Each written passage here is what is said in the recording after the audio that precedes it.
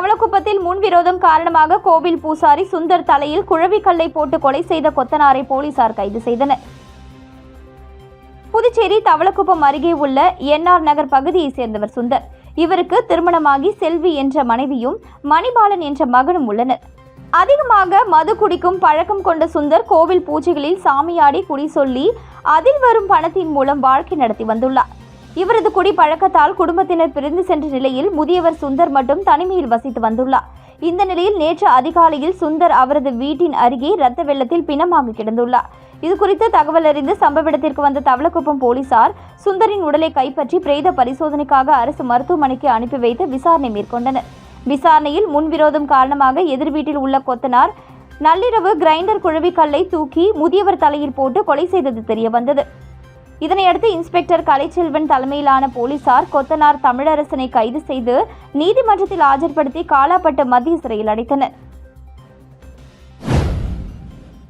Lawspet helipad மைதானத்தில் பொதுமக்களுக்கு இடையூறாக கால்நடைகளை திரியவிட்டால் பறிமுதல் செய்யப்படும் என உழவர்கரை நகராட்சி எச்சரித்துள்ளது. உழவர்கரை நகராட்சி ஆணையர் சுரேஷ்ராஜ் வெளியிட்டுள்ள செய்திக்குறிப்பில், லாஸ்பேட்டை ஹெலிபேட் மைதானத்தில் கும்பலாக சுற்றித் திரியும் கால்நடைகளால் மாணவர்கள் பொதுமக்களுக்கு தொடர்ந்து அச்சுறுத்தல் ஏற்பட்டு வருகின்றது. கால்நடைகள் வாக்கிங் செல்வோரை தாக்க பாய்கின்றன. இந்த அச்சுறுத்தல் நாளுக்கு நாள் அதிகமாகி வருகிறது. கும்பலாக சுற்றித் திரியும் கால்நடைகளை கண்டு பொதுமக்கள் சிதறி ஓடுகின்றனர். லாஸ்பேட்டை ஹெலிபேட் மைதானத்தில் பொதுமக்களுக்கு இடையூறாக கால்நடைகளை திரியவிடக்கூடாது. தவறினால் மாடுகள் பிடிக்கப்பட்டு அபராதம் விதிக்கப்படும். முதல் முறையாக மாடுகள் சிக்கினால் 3000 ரூபாயும், இரண்டாவது முறையாக சிக்கினால் இரட்டிப்பு அபராதமும் விதிக்கப்படும். தொடர்ந்து கால்நடைகளை வீதியில் திரியவிட்டால் மாடுகளின் உரிமையாளர்கள் மீது போலீசில் புகார் அளித்து நடவடிக்கை எடுக்கப்படும் என குறிப்பிடப்பட்டுள்ளது. மதகடிப்பட்டு அருகே கல்லூரி மாணவர்களுக்கு புகையிலை பொருட்களை விற்ற கடைக்காரரை போலீசார் கைது செய்தனர். திருபுவனை அடுத்த ஆண்டியார்பாளையம் கிராமத்தை சேர்ந்த பாலச்சந்திரன் களித்தீர்த்தால் குப்பத்தில் உள்ள தனியார் மருத்துவக் கல்லூரி அருகே பெட்டிக்கடை வைத்துள்ளார். இவரது கடையில் புகையிலை பொருட்கள் விற்பதாக கிடைத்த தகவலின் பேரில் திருபுவனை சப் இன்ஸ்பெக்டர் கதிரேசன் மற்றும் போலீசார் சோதனை செய்தனர். கடையில் 2 சாக்கு பைகளில் 20,000 ரூபாய் மதிப்புடைய 9.7 கிலோ புகையிலை பொருட்களை போலீசார் பறிமுதல் செய்தனர். இதுகுறித்து போலீசார் வழக்கு பதிவு செய்து பாலச்சந்திரனை கைது செய்தனர். புதுச்சேரி சைபர் காவல் நிலையம் சார்பில் சைபர் குற்றங்கள் குறித்து விழிப்புணர்வு ஏற்படுத்தும் வகையில் கடற்கரை சாலையில் சீனியர் எஸ்பி நார சைத்தன்யா தலைமையில் போலீசார் பொதுமக்களுக்கு விழிப்புணர்வு பிரசுரங்களை வழங்கினர். புதுச்சேரியில் ஆன்லைன் மோசடி சம்பவங்கள் அதிகரித்து வருகிறது. இது தொடர்பாக சைபர் கிரைம் போலீசார் விழிப்புணர்வு ஏற்படுத்தினாலும் மோசடி சம்பவங்கள் குறையவில்லை. மோசடி பேர்வழிகள் நூதன முறையில் தங்களது கைவரிசையை காட்டி வருகின்றனர். அதில் பெரும்பாலும் பணத்தை இழப்பது படித்தவர்கள்தான் என்பது வேதனையான விஷயம். இந்த நிலையில் சைபர் கிரைம் காவல் நிலையம் சார்பில் சைபர் கிரைம் குற்றங்களை தடுப்பது குறித்து விழிப்புணர்வு துண்டு பிரசுரங்கள் வழங்கும் நிகழ்ச்சி கடற்கரை சாலையில் நடைபெற்றது. இந்த நிகழ்ச்சியில் சீனியர் எஸ்பி நார சைத்தன்யா கலந்து கொண்டு பொதுமக்களுக்கு விழிப்புணர்வு துண்டு பிரசுரங்களை வழங்கினார். இந்நிகழ்ச்சியில் இன்ஸ்பெக்டர்கள் தியாகராஜன், கீர்த்தி உள்ளிட்ட சைபர் கிரைம் போலீசார் கலந்து கொண்டனர். புரட்சி கவிஞர் பாரதிதாசனின் நினைவு தினத்தை ஒட்டி அவரது சிலைக்கு புதுச்சேரி முதலமைச்சர் ரங்கசாமி அரசு சார்பில் மாலை அணிவித்து மரியாதை செலுத்தினார். மேலும் பாரதிதாசன் வாழ்ந்த நினைவு இல்லத்தில் தமிழறிஞர்கள் பாடல்களை பாடி புகழஞ்சலி செலுத்தினார்கள். நாட்டின் விடுதலைக்கும் தமிழ் மொழியின் மீது உள்ள தீவிர பற்றின் காரணமாக பாரதிதாசன் எழுதிய பாடல்களால் புரட்சி கவிஞன் என போற்றப்பட்டார். புதுச்சேரியில் பிறந்து புதுச்சேரிக்கு வந்த மகாகவி பாரதியாரின் கவிதைகளால் ஈர்த்து கனக சுப்புரத்தினம் என்ற தனது பெயரை பாரதிதாசன் என மாற்றிக்கொண்டவர். தமிழுக்கும் தமிழறிஞர்களுக்கும் பெருமை சேர்த்த புரட்சி கவிஞர் பாரதிதாசனின் 61வது நினைவு நாளை ஒட்டி ஆளுநர் மாளிகை அருகே உள்ள அவரது திருவுருவ சிலைக்கு அரசு சார்பில் முதலமைச்சர் ரங்கசாமி, சபாநாயகர் செல்வம், அமைச்சர்கள் லட்சுமி நாராயணன், திருமுருகன், சட்டமன்ற உறுப்பினர்கள் பாஸ்கர், ரமேஷ் ஆகியோர் மாலை அணிவித்து மரியாதை செலுத்தினார்கள். மேலும் தமிழறிஞர்கள், எழுத்தாளர்கள் அவரது சிலைக்கு மாலை அணிவித்து மரியாதை செலுத்தினர். தொடர்ந்து புதுச்சேரி பெருமாள் கோவில் வீதியில் அருங்காட்சியகமாக அமைக்கப்பட்ட அவர் வாழ்ந்த வீட்டில் உள்ள அவரது சிலை மற்றும் புகைப்படத்திற்கு சபாநாயகர் செல்வம், அமைச்சர்கள், பாரதிதாசனின் குடும்பத்தினர், கவிஞர்கள், எழுத்தாளர்கள் மற்றும் தமிழறிஞர்கள் மலர் தூவியும் அவரது படைப்புகளை பாடியும் புகழஞ்சலி செலுத்தினர். புதுச்சேரியில் தொடர் விடுமுறை காரணமாக அரசு பொது மருத்துவமனையில் வெளிப்புற சிகிச்சை பிரிவுக்கு நோயாளிகள் குவிந்தனர். புனித வெள்ளி, சனி மற்றும் ஞாயிறு என தொடர் விடுமுறை காரணமாக பொதுமக்கள் அரசு மருத்துவமனைக்கு வரவில்லை. சனிக்கிழமை காலை 9:30 மணி வரை வெளிப்புற சிகிச்சை இயங்கினாலும் ஞாயிற்றுக்கிழமை வழக்கம் போல முழுமையாக இயங்கவில்லை. இந்த நிலையில் இன்று காலை 8 மணி முதல் ஏராளமான நோயாளிகள் அரசு பொது மருத்துவமனைக்கு வர துவங்கினார்கள். வெயிலின் உக்கிரம் அதிகரித்து வருவதன் காரணமாக உடல் உபாதைகளால் நோயாளிகளின் எண்ணிக்கை இன்று அதிக அளவில் வெளிப்புற சிகிச்சை பிரிவில் காணப்பட்டது. காலை 10:30 மணியையும் தாண்டி ஏராளமான நோயாளிகள் வந்த வண்ணம் இருந்த போதிலும் அவர்களுக்கு ஊழியர்கள் அட்டை பதிந்து சிகிச்சை பெற உதவினர். இதனால் புதுச்சேரி அரசு மருத்துவமனையின் வெளிப்புற சிகிச்சை பிரிவில் இன்று அதிக அளவில் கூட்டம் காணப்பட்டது. திருபுவனை காங்கிரஸ் பொதுச் செயலாளர் தனுசு பிறந்தநாள் விழாவை முன்னிட்டு MP வைத்தியலிங்கம் நேரில் சந்தித்து வாழ்த்து தெரிவித்தார். புதுச்சேரி மாநிலம் திருபுவனை சட்டமன்ற தொகுதிக்கு உட்பட்ட காங்கிரஸ் பொதுச் செயலாளர் தனுசு பிறந்தநாள் விழாவை முன்னிட்டு விநாயகம்பட்டு பகுதியில் உள்ள அவரது இல்லத்தில் வெகு விமரிசையாக கொண்டாடினார். இந்நிகழ்ச்சியில் புதுச்சேரி காங்கிரஸ் தலைவரும் நாடாளுமன்ற உறுப்பினருமான வைத்தியலிங்கம் கலந்து கொண்டு பொதுச் செயலாளர் தனுசுக்கு பொன்னாடை அணிவித்து பிறந்தநாள் வாழ்த்துக்களை தெரிவித்தார். மேலும் இந்நிகழ்ச்சியில் சட்டமன்ற உறுப்பினர் வைத்தியநாதன், முன்னாள் சட்டமன்ற உறுப்பினர்கள் அனந்தராமன், பாலன், பொதுச் செயலாளர் இளையராஜா உட்பட காங்கிரஸ் கட்சியினர் திரளாக கலந்து கொண்டு அவருக்கு பிறந்தநாள் வாழ்த்துக்களை தெரிவித்தனர். புதுச்சேரி கடற்கரை சாலையில் தற்காலிக ஆளுநர் மாளிகை கட்டிட பணி விறுவிறுப்பாக நடைபெற்று வந்த நிலையில் தற்பொழுது பணி முடிந்து திறப்பு விழாவிற்கு தயாராகியுள்ளது. புதுவை கடற்கரை சாலையை ஒட்டியுள்ள 200 ஆண்டு கால பழமையான பிரெஞ்சு கட்டிடத்தில் ஆளுநர் மாளிகை செயல்பட்டு வருகிறது. மேலும் இந்த பழமையான பாரம்பரிய கட்டிடம் 2 நூற்றாண்டுகளை கடந்து விட்டதால் சேதமடைந்தது. இதை அவ்வப்போது சீரமைப்பு செய்து தொடர்ந்து பயன்படுத்தி வந்தனர். இருப்பினும் கவர்னர் மாளிகையின் சில பகுதிகளின் மேல் பகுதிகள் இரும்பு கம்பிகள் மூலம் முட்டு கொடுத்து நிறுத்தி வைக்கப்பட்டுள்ளது. இந்த நிலையில் மாளிகையை காலி செய்தால்தான் முழுமையாக சீரமைக்க முடியும் என அரசின் பொதுப்பணித்துறை தெரிவித்தது. இதையடுத்து கவர்னர் மாளிகையை இடமாற்றம் செய்ய புதிய இடங்கள் ஆய்வு செய்யப்பட்டது. அதன்படி கடற்கரை சுப்பையா சாலையில் பழைய வடிகால் சாராய ஆலை அருகே தற்காலிக ஆளுநர் மாளிகை கட்ட முடிவு செய்யப்பட்டு அதற்கான பணிகள் நடைபெற்று வந்தன. இந்த நிலையில் இப்பணிகள் மிகவும் மந்தமான நிலையில் நடைபெற்றதால் முதலமைச்சர் ரங்கசாமி அவ்வப்பொழுது ஆய்வு மேற்கொண்டு பணிகளை விரைந்து முடிக்குமாறு அதிகாரிகளிடம் கேட்டுக்கொண்டார். அதன் பேரில் பணிகள் தீவிரப்படுத்தப்பட்டு தற்பொழுது தற்காலிக ஆளுநர் மாளிகையின் பணிகள் முடிவடையும் நிலையில் உள்ளது.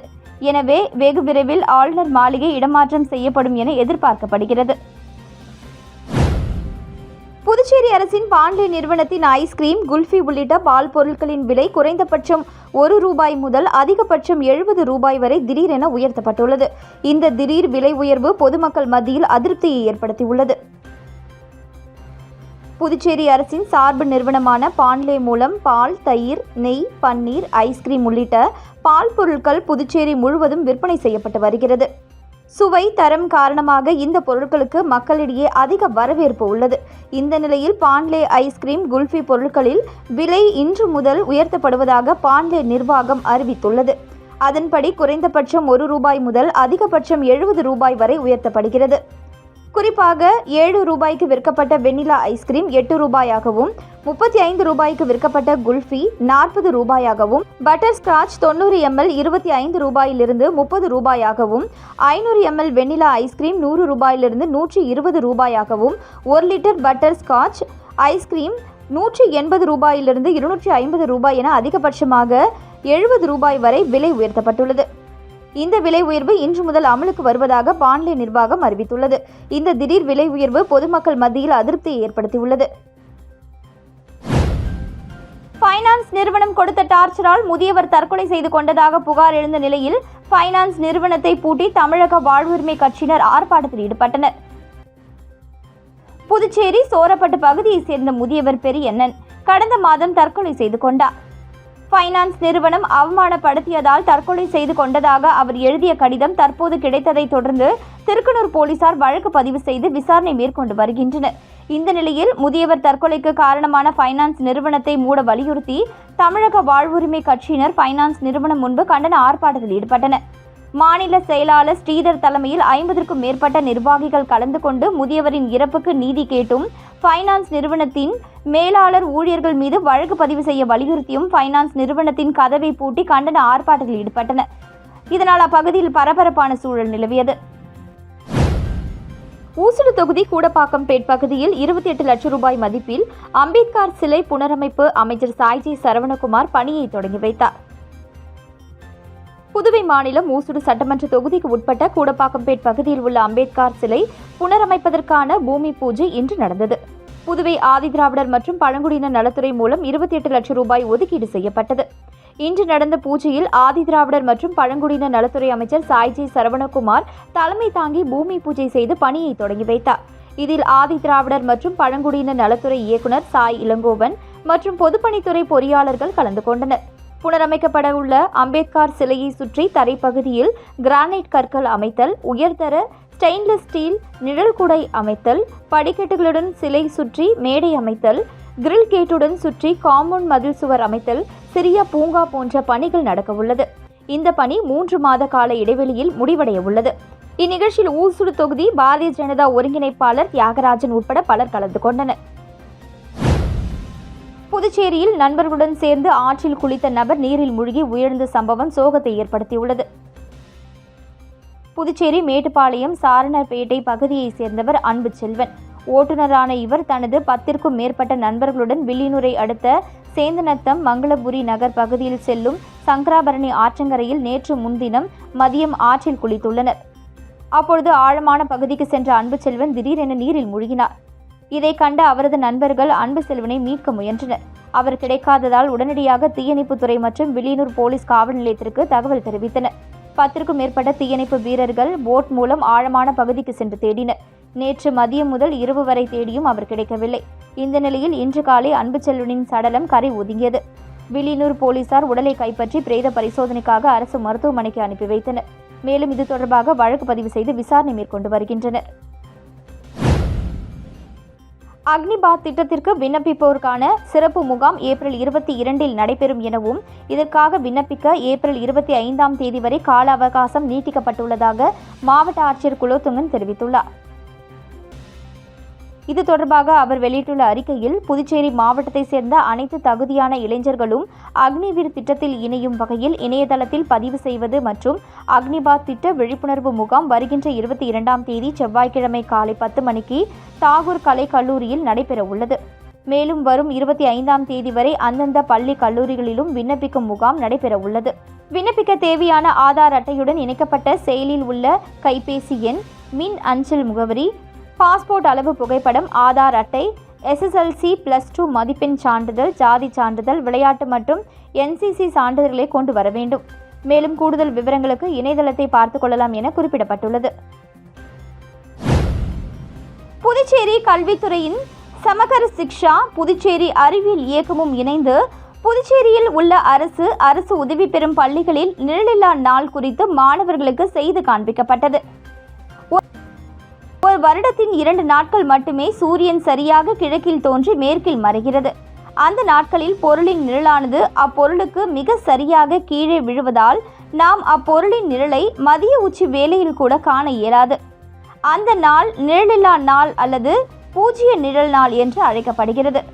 புதுச்சேரி கல்வித்துறையின் சமகர சிக்ஷா புதுச்சேரி அறிவியல் இயக்கமும் இணைந்து புதுச்சேரியில் உள்ள அரசு உதவி பெறும் 218 பள்ளிகளிலும் அந்தந்த பகுதிகளில் வரும் நிழலில்லா நாள் சூரிய திருவிழாவை கொண்டாடுவதற்கான ஏற்பாடுகளை செய்யப்பட்டது. தொடர்ந்து கதிர்காமம் அரசு பள்ளியில் பல்வேறு கருவிகள் வைத்து மாணவர்கள் தங்களது செயல்பாடுகளை செய்து காட்டினர். அதிமுக மாநில பொருளாளர் ரவி பாண்டுரங்கன் தனது பிறந்தநாளை ஒட்டி தேங்காய்திட்டு பகுதியில் 500க்கும் மேற்பட்ட பெண்களுக்கு புடவை மற்றும் சலவை தொழிலாளிகளுக்கு அயன் பாக்ஸ் உள்ளிட்ட நலத்திட்ட உதவிகளை வழங்கினார். அதிமுக மாநில கழக பொருளாளர் ரவி பாண்டுரங்கன் பிறந்தநாள் விழா வருகின்ற 24 கொண்டாடப்பட உள்ளது. தனது பிறந்தநாளை முன்னிட்டு அரியாங்குப்பம் தொகுதி மக்களுக்கு பல்வேறு நலத்திட்ட உதவிகளை தனது சொந்த செலவில் அதிமுக பொருளாளர் ரவி பாண்டுரங்கன் வழங்கி வருகிறார். அதன் ஒரு பகுதியாக அரியாங்குப்பம் சட்டமன்ற தொகுதிக்கு உட்பட்ட தேங்காய்திட்டு மாரியம்மன் கோவில் அருகில் நலத்திட்ட உதவிகள் வழங்கும் விழா நடைபெற்றது. இதில் சிறப்பு விருந்தினராக அதிமுக மாநில பொருளாளர் ரவி பாண்டுரங்கன் கலந்து கொண்டு 500க்கும் மேற்பட்ட மகளிர்களுக்கு புடவை மற்றும் சலவை தொழிலாளர்களுக்கு அயன் பாக்ஸை வழங்கினார்.